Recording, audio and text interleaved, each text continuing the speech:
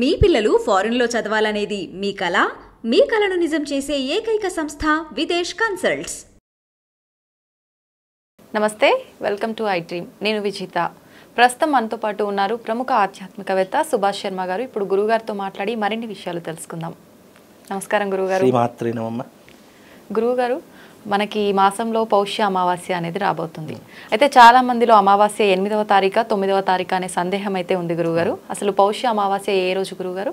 మనకు పౌష్య అమావాస్య వచ్చేసి 9వ తారీఖు రోజు ఉంటుందమ్మా. సూర్యోదయానికి ఏ తిథి ఉంటే ప్రధానంగా కొన్ని పాటించేటటువంటి నియమాలు, సూర్యోదయ తిథికి పాటించవలసినటువంటి విధానాలు మన జ్యోతిష శాస్త్రంలో అందించడం జరిగింది. అయితే మనకు ఈ మాఘమాసం అనేటటువంటి 10వ తారీఖు నుండి ప్రారంభమవుతుంది. అంటే పూర్తిగా మనకు అమావాస్య ఘడియలు అనేటటువంటివి 9వ తారీఖు రోజునే ప్రారంభం చేయాలి. అయితే దీనికి విధానం ఎలా ఉంటుంది అంటే జ్యోతిష శాస్త్రంలో పితృకర్మలు ఆచరించేటటువంటి వాళ్ళు కానీ, అపరాహ్న వేళ ఆచరించేటటువంటి వాళ్ళు కానివ్వండి, ఇలాంటి కొన్ని క్రతువులు ఉంటూ ఉంటాయి. అవి తప్పకుండా సూర్యోదయానికి ఏ తిథి ఉంటే ఆ తిథి రోజునే ప్రారంభం చేసుకోవాలి అనేటటువంటి నియమం ఒకటి పెట్టడం జరిగింది. అయితే చాలామంది దీనికి 2 రకాలుగా తీసుకుంటూ ఉంటారు. మధ్యాహ్న సమయమునందు ఏదైతే అపరాహ్న వేళ ఉంటుందో 12 నుండి 2 గంటల మధ్య కాలంలో ఇది పెద్దవాళ్లకు కేటాయించినటువంటి అపరాహ్న వేళ అని అంటారు. అంటే పితృతర్పణలు చేసేటటువంటి వాళ్ళు, పిండ ప్రదానాలు చేసేటటువంటి వాళ్ళు, అపరకర్మలు చేసేటటువంటి వారు అమావాస్య తిథి 12 గంటల ప్రాంతం నుండి ఉందా లేదా అనేటటువంటిది చూసుకోవాలి. ఆ తరువాత సూర్యోదయానికి మనకు అమావాస్య తగిలింది అనుకోండి, ఆ దినమంతా కూడా అమావాస్య తిథిగానే పాటిస్తూ ఉంటాము. కనుక అమావాస్య సూర్యోదయానికి ఏ తిథితో ప్రారంభమవుతుందో ఆ తిథి నుండే మనకు అమావాస్య అనేటటువంటి ప్రారంభమవుతుంది. జ్యోతిష్యంలో పంచాంగంలో మనకి ఇచ్చినటువంటి వారం వచ్చేసేసి 9వ తారీఖు రోజున అమావాస్య అనేటటువంటి నిర్ణయం చేయడం జరిగిందండి. ఓకే, అయితే మనం ఇలాంటి పూజలు పితృకర్మలు చేయాలనుకున్న వాళ్ళు 9వ తారీఖునే చేసుకోవాలి. 9వ తారీఖు రోజునే ఆచరణ చేసుకోవాలి. అలాగే ఈ అమావాస్య అనేటటువంటిది పూర్తిగా చీకటితో కూడుకుని ఉన్నటువంటిది. అలాగే ఈ అమావాస్య చంద్రుడు కనిపించకుండా చేసేటటువంటిది కాబట్టి అమావాస్య చాలా నెగిటివ్గా ప్రొజెక్ట్ చేస్తూ ఉంటారు. అయితే అమావాస్య రోజు చాలామంది ఏం చేయాలో తెలియదు. అసలు అమావాస్య అంటే అసలు ఏమీ చేయకూడదు, అసలు దేవతార్చనలు కూడా చేయకూడదు, పూజలు కూడా చేయకూడదు, ఈ అమావాస్య రోజు మనం ఖాళీగా కూర్చోవాలి, ఏ పనిని కూడా ప్రారంభం చేయకూడదు అని చెప్పేసి చాలా మట్టుకు అనేక సందర్భాల్లో అనేక మంది చెప్తుంటారు. కానీ అమావాస్య రోజున చేయవలసినటువంటి ప్రధానమైనటువంటి క్రతువులు అనేక రకంగా ధర్మశాస్త్రం ముందు చెప్పడం జరిగింది.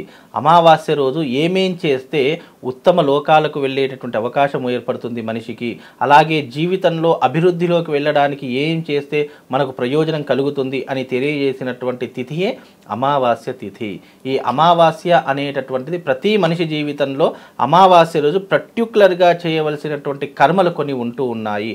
ఆ కర్మలు ఎలాంటి కర్మలు అంటే రుణబాధలు ఉన్నటువంటి వాళ్ళు కానివ్వండి, భార్యాభర్తల మధ్య అన్యోన్యత తక్కువగా ఉండి ప్రతి ఒక్క చిన్న విషయానికి గొడవలు వస్తున్నాయి అని అన్నటువంటి వాళ్ళకు కానివ్వండి, అలాగే వ్యాపారం సరిగ్గా నడవటలేదు అనేటటువంటి వాళ్ళు కానివ్వండి, జీవితంలో అనేక సమస్యలతో బాధపడుతున్నటువంటి వారికి, అలాగే పితృదోషాల నుండి పితృకర్మల నుండి విముక్తి పొందడానికి ఈ అమావాస్య, అంటే ఈ అమావాస్యనే కాదు ప్రతి నెల వచ్చే అమావాస్య తమ జీవితంలో చీకటిని మనము పోగొట్టుకొని వెలుతురులోకి అడుగు పెట్టాలి అంటే గనక, మన అంధకారాన్ని తొలగించుకోవాలి అంటే గనక అమావాస్య తిథి చాలా పర్ఫెక్ట్ తిథి. ప్రతి మనిషి జీవితంలో ఎప్పటికైనా అంధకారం అనేటటువంటిది ఉండకుండా ఉండదు. అంటే అంధకారం అంటే ఏంటి అంటే ఎప్పుడైనా మనిషి జీవితంలో చెడు లేకుండా మంచి అనేటటువంటిది సాధ్యపడదు. అలాగే ఆ చెడుని పోగొట్టుకోవడానికి, మంచిలోకి అడుగు పెట్టడానికి ఈ అమావాస్య తిథి మనిషి జీవితానికి చాలా ముడిపడి ఉంది. ఆ అమావాస్య రోజు చేయవలసినటువంటి విధానాలు ఏమిటి అంటే గనక, అమావాస్య రోజు పితృదోషములు ఉన్నటువంటి వాళ్ళు, లేదా జీవితంలో ఎన్ని ప్రయత్నాలు చేసినా వివాహం కావడం లేదు, సంతానం కావడం లేదు అని అనుకున్నటువంటి వాళ్ళు పితృకర్మలు చేయడానికి అమావాస్య చాలా పర్ఫెక్ట్ డే. అలాగే జీవితంలో వ్యాపారం పెట్టినటువంటి వాళ్ళు ఉంటూ ఉంటారు. వ్యాపారం ఒకప్పుడు చాలా పీక్ పొజిషన్లో నడుస్తూ ఉంటుంది, గ్రాఫ్ అనేటటువంటి చాలా అద్భుతంగా ఉంటుంది. కానీ కొన్ని సందర్భాలలో గ్రాఫ్ అనేటటువంటిది మెల్లిమెల్లిగా పడిపోతూ ఉంటుంది. దాంతో ఏం చేయాలో సతమతమైపోతూ ఉంటారు. అలాంటి సమయంలో ప్రతి అమావాస్య రోజు నువ్వు వ్యాపారం మూసివేసి, అంటే ఏదైనా షాపు కానివ్వండి, స్వెటర్ బడియలు కానివ్వండి, లేదా ఏదైనా ఇండస్ట్రీస్ ఉన్నటువంటి వాళ్ళు కానివ్వండి, అలాంటి వారు వ్యాపారం అద్భుతంగా నడవాలి అంటే కనుక ఈ అమావాస్య రోజున రాత్రి సమయంలో సమయంలో అంటే మీరు ఎప్పుడైతే షాప్ అనేటటువంటిది క్లోజ్ చేస్తారో, మీ వ్యాపార సంస్థ క్లోజ్ చేస్తారో, ఆ సమయంలో ఒక్క గుమ్మడికాయ కొట్టేసేసి అక్కడ కొట్టేసి దాంట్లో పసుపు కుంకుమ వేసి షాప్కి దండం పెట్టుకొని ఇక మళ్ళీ వెనక్కి తిరిగి చూడకుండా ఎవరైతే వెళ్తారో వాళ్ళ షాప్ అనేటటువంటిది, వ్యాపార సంస్థ అనేటటువంటిది చాలా అద్భుతంగా కొనసాగుతూ ఉంటుంది. ఆ రోజు తప్పకుండా ఆచరించవలసినటువంటి అంశము. అలాగే పితృకర్మలు ఆచరణ చేసుకోవడానికి, షాపు అభివృద్ధిలోకి అంటే వ్యాపార అభివృద్ధిలోకి నడవడానికి ఈ 2 క్రతువులు. అలాగే ఈ యొక్క అమావాస్య రోజు ప్రతి ఒక్కరు గంగా స్నాన విధిని ఆచరణ చేసుకోవాలి.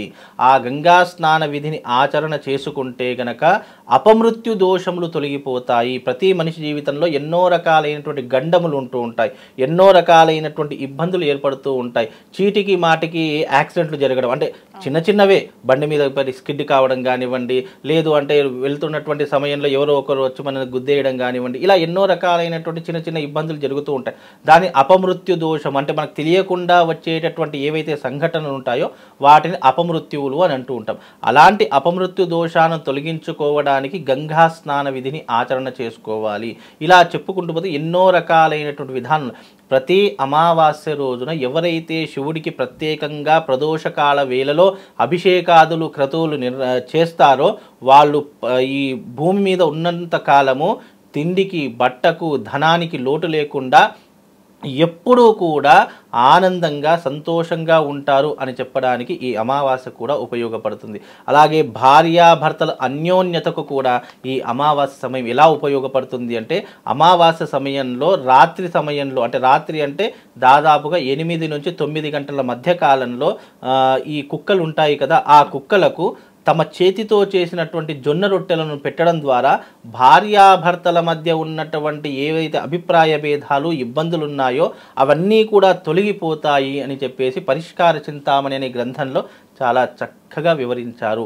అమావాస్య అంటే ఏదో చెడు చేసేటటువంటి విధానం కాదు, అది మనిషి జీవితంలో అత్యున్నతమైనటువంటి స్థితిని అధిరోహించడానికి, అలాగే మనిషి జీవితాన్ని వృద్ధిలోకి తీసుకురావడానికి, ఇలాంటి సమయంలో మానవుడు మనిషిగా పుట్టినందుకు మనిషి చేయవలసినటువంటి కర్మలను సరిగ్గా ఆచరిస్తే గనక, ఇవి చిన్న చిన్నవే, దీనికి రూపాయి ఖర్చు అయ్యేది లేదు, ఎక్కడికో వెళ్ళాల్సిన అవసరం లేదు.